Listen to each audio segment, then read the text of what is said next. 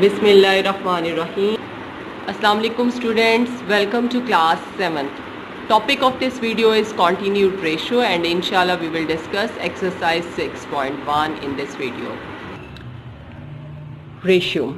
A ratio is a comparison between the two or more quantities of the same kind. Ratio जो है वो to quantities या to से ज़्यादा अगर क्वांटिटीज़ हैं तो उनके दरमियान एक कंपैरिजन को कहते हैं. ठीक है. If A and B are two quantities of the same kind, अगर ए और बी सेम काइंड की क्वांटिटीज़ हैं, यानी फॉर एग्जांपल ये दोनों वेट्स हैं टू डिफरेंट स्टूडेंट्स के. ठीक है. तो then the ratio of A and B is written as A ratio B. For ratio we use the colon sign. ठीक है. तो रेशियो लिखने के लिए हम कॉलन साइन यूज़ करते हैं between the quantities. For example हम एक एग्जाम्पल लेते हैं कि some one uses 3 cups of water and 1 cup of milk to prepare tea. Tea बनाने के लिए 3 cup ऑफ वाटर लिया और 1 cup ऑफ मिल्क लिया इस्तेमाल हो रहा है. सो वाटर एंड मिल्क के दरमियान जो रेशियो होगी हम उसको ऐसे लिखेंगे. दोनों चूँकि कप्स में हैं तो दोनों को इस तरह से लिखेंगे 3:1. ठीक है. नेक्स्ट है continued ratio. If the ratio two ratios हैं, एक रेशियो है A ratio B and the second one is B ratio C, are given for 3 quantities. यहाँ पर 3 क्वांटिटीज यूज हुई हैं, ए बी है बोथ में एंड सी. ठीक है.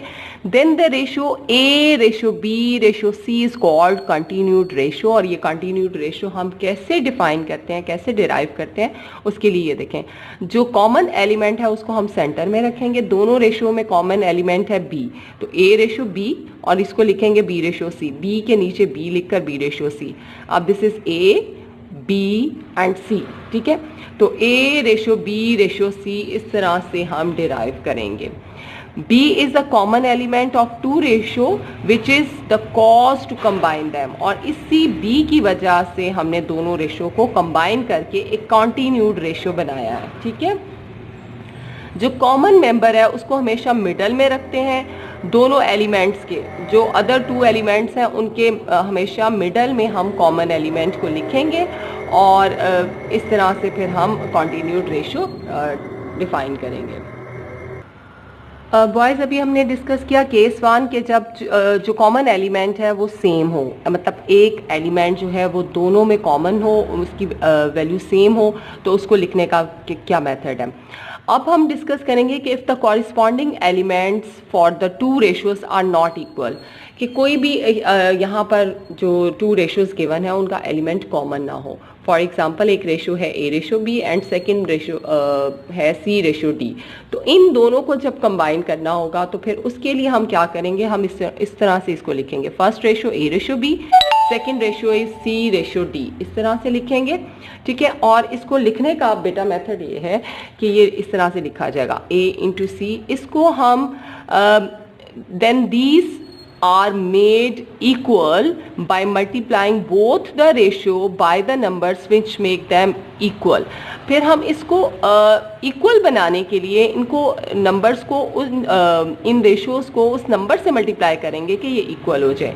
मल्टीप्लिकेशन का मेथड ये है कि a इंटू सी, यहाँ आएगा ए सी रेशियो b इंटू सी. ठीक है. ये सी बी रेशियो और ये b इंटू डी. ठीक है. ये एरोज को आपने फॉलो करना है. ये एरो किस तरह से बने हैं, ए सी यहाँ लिखेंगे, रेशियो बी सी बी. ठीक है. और बी डी. क्लियर हो गया. इस तरह से हम 2 डिफरेंट रेशियोज को कंबाइन कर सकते हैं. Now look at the exercise. Exercise number 6.1. Question number 1 is question number 1 की स्टेटमेंट है if A ratio B is equal to 3 ratio 5, ये गिवन वैल्यूज हैं, and B ratio C is equal to 5 ratio 6, then find A ratio B ratio C. तो इसको हम required में लिखेंगे, we have to find A ratio B ratio C. ठीक है. अब देखें वी हैव 2 रेशियोज. इन 2 रेशियोज में B is the common element, तो बी को हम सेंटर में लिखेंगे दोनों रेशियो के. इस तरह से लिखेंगे A ratio B ratio C. A ratio B की वैल्यू है 3, ए की वैल्यू है 3 रेशियो बी की वैल्यू है 5. फर्स्ट की वैल्यू है, सेकंड की वैल्यू है, ठीक है। अब लिखेंगे बी की वैल्यू यहाँ पर है 5, ये यहाँ पर सेकंड रेशियो लिखेंगे। रेशियो सी की वैल्यू है 6, ठीक है। अब हम इसको करते हैं कंबाइन, ये 3 एज इट इज, ये 5 जो दोनों में कॉमन है ये भी 1 टाइम, और इस तरह से हम लिख देंगे 6।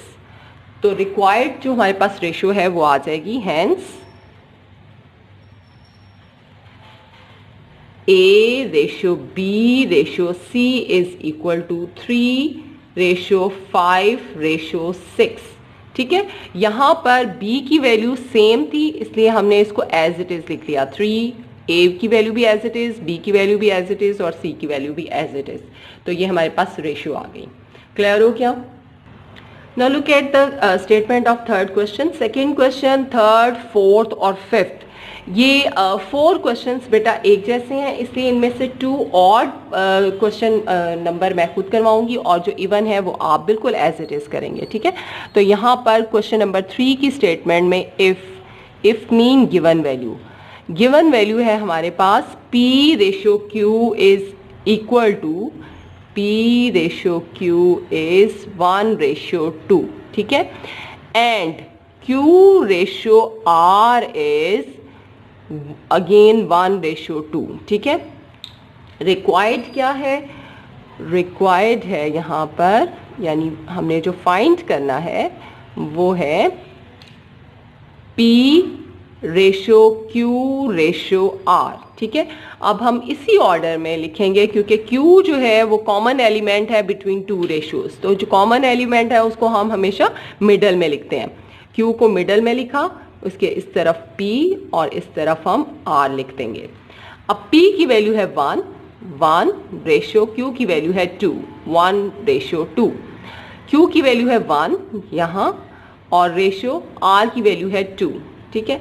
अब यहाँ Q की वैल्यू डिफरेंट है, तो मैंने आपको सेकेंड केस बताया था स्टार्ट में इंट्रोडक्शन में कि अगर हमारे पास डिफरेंट हो तो फिर हम उसको कैसे डील करते हैं। उसके लिए हम ये करते हैं, एरो से इस तरह शो करेंगे, 1 मल्टीप्लाई होगा 1 के साथ, ये इस तरह से अबव और ये यूं डाउन, ठीक है, यानी इस तरह से शो करेंगे। 1 into 1 ratio 1 into 2 ratio 2 into 2। Clear हो गया? यानी ये रेशियो बन गई 1 into 1 is 1 ratio 2 1s are 2 और 2 2s are 4, ठीक है। अब चूंकि हमने इसी ऑर्डर में आंसर देना है PQR, तो PQR में ये रेशियो इसके इक्वल आ गई। हम इसको इस तरह से लिख देंगे, hence P ratio Q ratio R is equal to 1 ratio 2 ratio 4। Clear? अब एक और पार्ट कर लेते हैं, एक और question. Now look at the statement of question number 5. Question number 5 में हमें given है L ratio M is 1 ratio 7, ठीक है। तो given पहले लिखेंगे, given